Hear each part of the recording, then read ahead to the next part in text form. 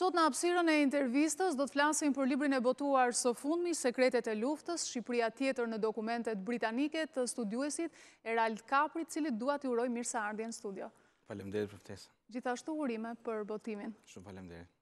Erald, është sigurisht një botim voluminoz mbi Shqipërinë gjatë periudhës në luftën e dytë botërore dhe fillimisht dua të pyes pasi kërkimi është faza e parë e punës dhe sigurisht që është e vështirë. Sa e vështirë ka qenë për ty të punoje me këto dokumentet klasifikuara sekrete?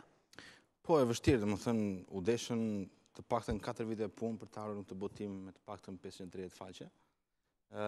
Janë lexuar të paktën mbi 20.000 faqe dokumente, në të cilat janë përzgjedhur dokumentat që kanë më shumë interes për ngjarjet të caktuara të luftës, të cilat janë përkthyer, janë vendosur në kontekst me një shpjegim, me referenca të plota dhe së bashku me një numër fotografish edhe me një sër, po themi, detajet të tjera si rrëfime apo elemente veçantë që lidhen me luftën. Ka vështirësitë e veta, sepse të merresh me dokumenta kërkon një farë pasioni, duhet të lexosh, të dish, aq më tepër me dokumenta të para 7 apo 8 viteve, ku dhe gjuha angleze ka qenë tjetër, pra kërkon një farë impenjimi maksimal. Dhe çështjet janë delikate të trajtuara për më tepër dhe kërkojnë akoma më shumë thellim. Patjetër, domethënë ka vështirësi të shumta, aq më tepër edhe të njohësh natyrën e dokumentave, po dhe natyrën e vet, po themi, punës së britanikëve në Shqipëri. Ky botim erdhi për shkak të një mundësie që pata në Britaninë e Madhe në vitin 2012, kur fitova një bursë për studiuar në Britani, në Londër. Unë kam studuar për media dhe komunikim, pra nuk jam historian në këtë sensin, jam një adhurues i historisë dhe e ndjek me pasion historinë dhe fal dhe kontaktit me disa historian britanik, pata dhe mundësinë për të marrë pjesë në arkivin britanik dhe më pas të bëj një punë 2 muaj kërkimore, thjesht vetëm nga pasioni im, pa ndihmën e askujt, duke fotografuar dokumenta me iPhone-in tim dhe duke i lexuar pastaj me kujdes në laptopin tim çdo ditë. Pra është një punë që unë e kam bërë çdo ditë. Çdo ditë i kam hequr jetës time 2 apo 3 orë në darkë, vetëm për të parë dhe për të lexuar dokumentat, për të arritur pastaj në botimin e tyre. Janë dokumenta shumë të rëndësishme për historinë e Shqipërisë. Pse? Britanikët kanë një rol shumë thelbësor për luftën shqiptare. Në vitin 43-44, të paktën 150 oficerë britanik erdhën dhe luftuan në Shqipëri. Ata nuk e rënduar bosh, kanë qenë me vete, kanë shpenzuar të paktën 120.000 monedari. Nëse i konvertojmë, sot janë të paktën 30 milion pound. Kanë sjellën mbi 2300 ton materiale ushtarake, pushk, këpuc, batanie, municione pafund, edhe ndihma të tjera, nuk po llogarisim ndihmat humanitare. Dhe kjo ndihmë shkoi për luftëtarët shqiptarë, dhe pjesën më të madhe, po themi 90% e tyre, shkoi për çetat komuniste. Po. Praktikisht pak njerëz e dinë histori që ishin britanikët ata që veshën dhe armatosën partizanët shqiptarë, që i sillin nga ajri apo dhe nga deti në brigjet shqiptare. Dhe kjo ndihmë siguroi që partizanët të fuqizoheshin dhe më pas ta kishin rrugën më të lehtë për të marrë pushtetin në Shqipëri. Ka shumë çështje të tjera të cilat në Shqipëri han debat, që është fjala bie lufta civile. Në Shqipëri nuk pranohet nga pjesa më e madhe, po themi, historianëve që të ketë pasur një luftë civile, duke dhënë një sër argumentash.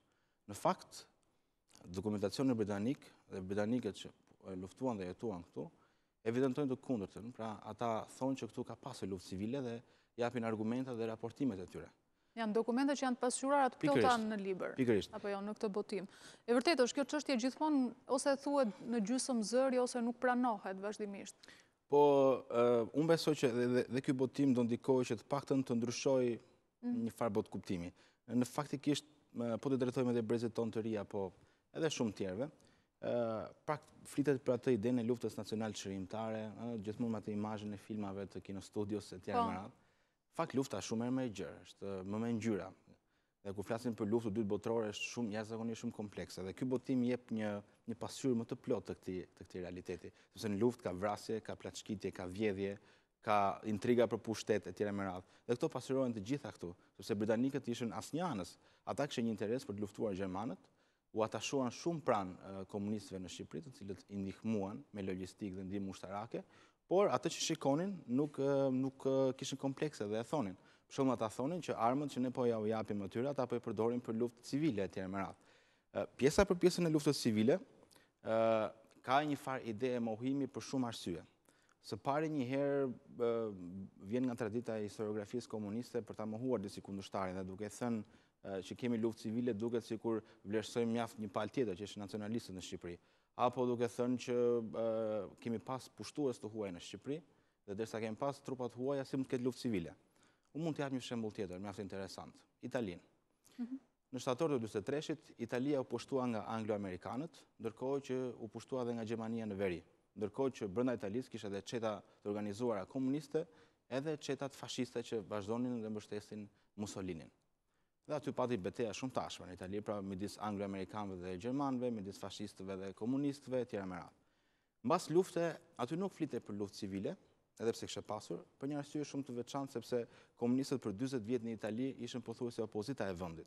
Ishin gjithmonë opozit, pra komunistët në Itali merrnin diku të 30% për gati për 30 vjet. Dhe thoshe që ka pas luftë civile duke si një provokim ndaj komunistëve. Por pas rënies së murit të Berlinit në 91-shin në Itali, ka qenë një historian i majt, po themi, një njerëz shumë i njohur, Claudio Pavone, i cili botoi një libër që thotë Lufta civile italiane, i cili një libër që shokoi pak opinionin publik italian. Pra në Itali është pranuar, domethënë që pavarësisht se ka pasur ushtri të huaja gjermane dhe italiane, ka pasur përplasje shumë të fortë midis fashistëve dhe komunistëve në atë periudhë 43-44. Dhe kjo do të thotë që ka pasur luftë civile. Të thuash thjesht element luftës civile apo tjerë, për shembull një pjesë e historianëve të huaj luftën civile në Shqipëri e vlerësojnë pak a shumë si një luftë vëllavrasje ose një luftë lokale deri diku për elemente gjakmarrje, sigurisht janë dhe këto. Por në tërësi, edhe për shkak të shpërndarjes së saj, ne mund të flasim sot me një siguri dhe ndoshta i bën mirë dhe shoqërisë ta pranojë që këtu ka pasur luftë civile.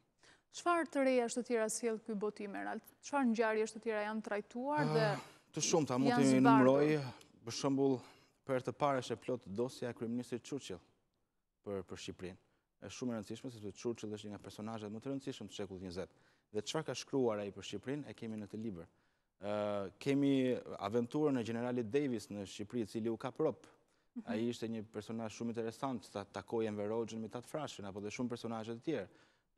Ra në duart e gjermanëve në janar të 44-s, dhe aventura e tij është shumë interesante për ta lexuar dhe mësuar në libër. Kemi raportimet për luftën civile, kemi raportime për mënyrën e jetesës, kemi raportime për mënyrën se si, po themi, përplaseshin palët në luftë. Kemi fotografi nga betejat më të rëndësishme, kemi... Kanë qenë të ekspozuara më përpara këto, apo jo ekspozohen për herë të parë fotografi të tilla? Këto që janë në libër janë për herë të parë. Domethënë, janë të paktën 2000 fotografi që janë bërë nga oficerët britanik gjatë kohës luftës. Nuk ka një album që ato t'i përmbledh të gjitha. Duhet të kemi diçka parasysh. Këto janë dokumente që i kanë pasur në dorë vetëm një grup i vogël studiueshës dhe historianësh. Për shkak sepse të shkosh deri në Britani, ti marrësh e të merresh me to, kërkon pak punë, pasion, dëshirë, kohë, para, dhe nuk e kanë gjithë mundësinë. Unë para se të botoja këtë, ja u ka thënë disa historianëve, u kam thënë ju lutem vlerësojeni, në rast se mund ta rezoni, unë nuk e botoj. Dhe i kërkova dhe Romeo Gurakuqit, i cili mbajti dhe një fjalë për librin, i cili e cilësoi si një ngjarje të rëndësishme shkencore botimin e tij. Edhe zgjodha pikërisht profesor Romeon për shkak se ai ka qenë ndër të parët që është marrë me dokumentet britanike në Shqipëri, që fillim pas viteve 90, që ka pasur mundësinë të shkojë në Londër dhe të shikojë. Dhe ai sigurisht e vlerësoi për mbajtjen e tyre. Për shkak sepse të lexosh mbi 20 ca faqe dhe më pas të përzgjedhësh 150 dokumente të ndryshme, se nuk janë thjesht dokumente të institucionit, por janë dokumente të kryeministrisë, ministrisë jashtme, ministrisë së luftës, shërbimeve sekrete, të ushtrisë e tjera me radhë, madje edhe të propagandës, të BBC-s, edhe të Radio Barit që ndodhe në ato vite. Dhe janë të gjitha për të dhënë një pasqyrë të plotë. Dhe janë të paktën rreth 60 çështje që trajtohen në libër. Çështje që flasim që nga komunistët, përplasjen e tyre për pushtet, forcat e ballit kombëtar, zogistët e Abaskupit, për mbretin Zog, flasim për zonat e influencës, për hartat që kush kontrollonte në Shqipëri, flasim për ndikimin e Jugosllavëve që kishin në Shqipëri, nëse mos në lëvizjen komuniste, sepse edhe kjo është bërë një fjalë legjende në Shqipëri, pra ndikimi i Miladin Popovicit edhe Mogoshës, të ardhurit e Titos në Shqipëri. Pra, janë ato tema që diskutohen më shumë në histori. Madje edhe një dokument interesant për 28 apo 29 nëntorin. Po, gjithmonë e kemi këtë dyshim dhe gjithmonë jemi të ndarë edhe në festa. Ka një dokument interesant që flet për të ngjarje. Sot ka marrë një kuptim deri diku qesharak, por në atë kohë nuk flitej për një gjë se ku duhet të ikin gjermanët. Domethënë, sepse datat lidhen me një gjë simbolike dhe jo me një ngjarje të caktuar se kur mu e kaloi kufirin në Gjermani fundit. Për shembull, nëse mund ta shpreh, britanikët edhe pse kishin agjent në terren dhe që shikonin lëvizjen e trupave gjermane, për ta nuk u shënua me vëmendje se kur e kaluan kufirin, pra nuk se kishte një farë rëndësie. Dhe kjo është goxha interesante për ta parë. Ka dhe figura tjera ma, të cilat janë vërtet të rëndësishme, janë konsideruar sigurisht të tilla edhe në bazë të studimit tuaj. Çfarë thuhet për to për shembull në dokumentet britanike për Enver Hoxhën ose për Mithat Frashërin, për figurat historike? Ka të shumta. Këtu janë raportet të paktën 7 ose 8 oficerëve të lartë britanik që ndodheshin në Shqipëri, të cilët e kanë njohur nga afër Enver Hoxhën. Në tetor të vitit 44, kur Britania po shikonte që Ballkani po çlirohoi dhe po shikonte që Shqipëria po binte në një influencën sovjetike, u kërkoi të gjithë oficerëve kryesorë që ndodheshin në Shqipëri të shkruajnë nga një raport për çfarë bën ata në Shqipëri, për personazhet që njohën, veçanërisht për të përshkruar personazhet që ata njohën. Dhe gjithë oficerët bën nga një raport dhe dorëzuan në Ministrinë e Jashtme dhe këto raporte janë sonë të libër. Për shembull, raportet flasin për natyrën e personalitetit të Enver Hoxhës, për mënyrën se si ai i shikonte dhe trajtonte çështjet, për marrëdhëniet që kishte Enver Hoxha me njerëz të tjerë të luftës, për marrëdhëniet që kishte Enver Hoxha me jugosllavët. Britanikët e vlerësonin shumë nga pikpamja po themi diplomacisë e njerëzillëkut, pra kur kishin mundësi të takoheshin, por e cilësonin shumë të pasigurt në vendimarrjen që merrte. Të pasigurt. Të pasigurt, gjithmonë të pasigurt. Asnjëherë ata thoshin nuk e kuptojnë se çfarë ka ky në mendje, domethënë nuk dihen shumë të sigurt pranë Enver Hoxhës të sensin. Dhe ka raporte interesante që tregojnë për Enver Hoxhën në luftë, për Enver Hoxhën në vendimarrje, për Enver Hoxhën në raporte edhe me jugoslavët sigurisht. Dhe përshkrimi që ata japin është tepër interesante për të kuptuar edhe karakterin dhe personalitetin e Enver Hoxhës. Qoftë edhe si njeri, po qoftë edhe si një lider politik të asaj kohe. Dhe për Mithat Frashërin? Për Mithat Frashërin duhet të thënë që ata nuk kanë pasur shumë kontakte me forcat nacionaliste të ballit kombëtar. Të vetmit ata që kishin mundësi si generali Davis edhe të tjerë, vlerësonin shumë fisnikërinë e tij, po themi, natyrën e tij të qetë, por nuk patën mundësi që të kenë marrëdhënie të vazhdueshme me Frashërin apo edhe me shumë figura të tjerë të ballit kombëtar.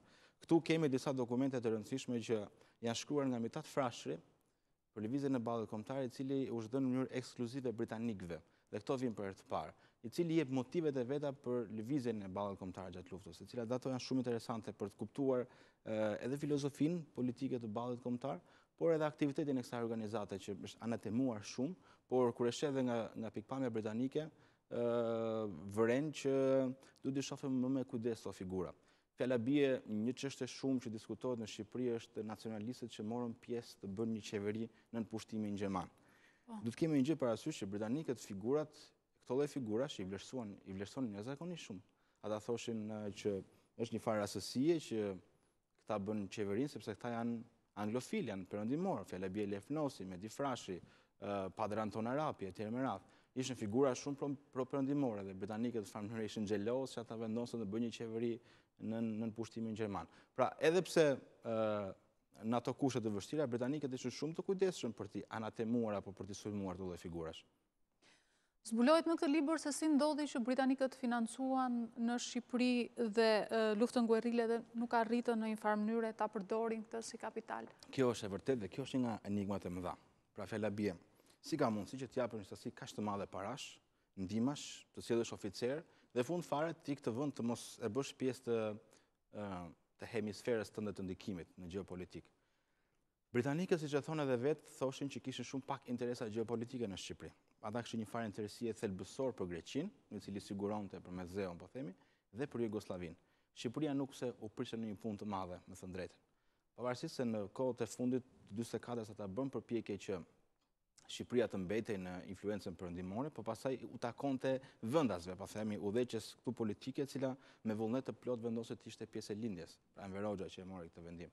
Ata patën një farë shpresë që shumë prej elementeve brenda lëvizjes komuniste, të cilët kishin një ndikim perëndimor, mendonin që kjo mund të ndikonte që Shqipëria të mbetej një vend pro-perëndimor, por nuk ndodhi kështu. Dosja e kryeministit Churchill është tepër interesante për këtë pjesë, se Churchilli e ka kundërshtuar shumë këtë aspekt. Shumë prej njerëzve afër tij sugjeronin që këta element pro-britanik brenda lëvizjes komuniste do na sigurohen një farë influence, por Churchilli që ishte një antikomunist i vendosur, thoshte ju lutem do të gjejmë një zgjidhje tjetër për të gjetur mundësinë që qoftë mbreti Zog të kthehej në Shqipëri ose qoftë dhe forca të moderuara të vinë në Shqipëri. Nuk e bën si në Greqi. Në Greqi ata hynë me trupa, ndihmuan forcat demokratike dhe nacionaliste dhe masi luftët gjatë civile 4 vjeçare atje të fitojnë forcat e moderuara. Në Shqipëri nuk e bën dot dhe për një arsye shumë të thjeshtë, sepse në ndarjen e influencës së Ballkanit që bën me Stalinin në tetor të 44-s, Shqipëria nuk u përmend fare, u harrua në një farë sensi. Dhe kjo thuhet në shënimet dhe dokumentet e Churchillit. Pra Shqipëria nuk kishte një farë interesi gjeopolitik, sepse po ta kishte, me siguri ata do ndërhynin. Kjo na bën paksa fatkeq, me thënë të drejtën, si vend, një vend që në atë periudhë flasim, konsideroheshim si një farë xhepi, pa ndonjë rëndësi, sepse situatën gjeopolitike në rajonin ku jemi ishte Jugoslavia, Greqia dhe Italia, pra ne ishim një farë pa rëndësi, mjafton të kontrollohej një nga këto vendet. Dhe kjo gjë ndodhi edhe me ne. Sigurisht do t'i kapri që ky është një studim, një botim që është vlerësuar nga gjithë studiuesit, është konsideruar një ngjarje e rëndësishme shkencore. Përveç vlerësimeve, prisni kritika ose të paktën jeni hapur për debat shkencor? Po patjetër. Domethënë, u mund t'ia them fare mirë që një prej miqve të mi, studiuesve shumë të njohur, nuk po e përmend emrin, po më thoshte që libri ka një këndvështrim, po themi, pak djathtas, në sensin që ka dokumenta që kritikojnë shumë lëvizjen komuniste, që i jep një vlerësim më pozitiv ndaj figurave nacionaliste etj. Me radhë. Dhe përgjigjja ime është që këto janë dokumentat e britanikëve, pra nuk është mendimi im, është i tyre. Më thënë, nuk mund ta arrezojmë të gjë. Po gjithsesi kjo është një anë e historisë që ne nuk e kemi njohur, apo jo. Domethënë, ne kemi anatemuar shumë për figurave historike, realisht unë mendoj që ne nuk kemi ditur të bëjmë histori si duhet, dhe sot është mënyra dhe koha për ta bërë të gjë. Për t'i parë çështjet që kanë ndodhur me një këndvështrim krejt tjetër, më të hapur, edhe me një lloj dialektike historike që sot nuk e kemi dhe nuk e kemi mësuar në shkollën e historisë, dhe tani është mundësia për ta bërë të gjë. Do dim një gjë që në histori motivet nuk duhet paragjikohen. Ndaj dhe ne nuk mund të paragjikojmë disa figurat e elitës së kombit që në një moment të caktuar vendosën të bëjnë një veprim të caktuar. Po shikojmë dhe vendet rreth nesh në Greqi, në Serbia apo në Kroaci, që kanë një histori të ngjashme, dhe ata kanë bërë një lloj reflektimi, po themi, në këto aspekte. Ne nuk e kemi bërë. Mendoj që gjithmonë është koha e duhur për ta bërë edhe ne. Dhe për gjithë ata që duan të njihen sigurisht me këtë anën tjetër të historisë, të zbardhur tashmë, ku mund ta gjejnë librin shkurtimisht? Ka filluar të shpërndahet, është në të gjitha bibliotekat e Tiranës për momentin, në librarit, dhe në panajër që fillon të mërkuren. Faleminderit, zoti Kapri. Faleminderit shumë.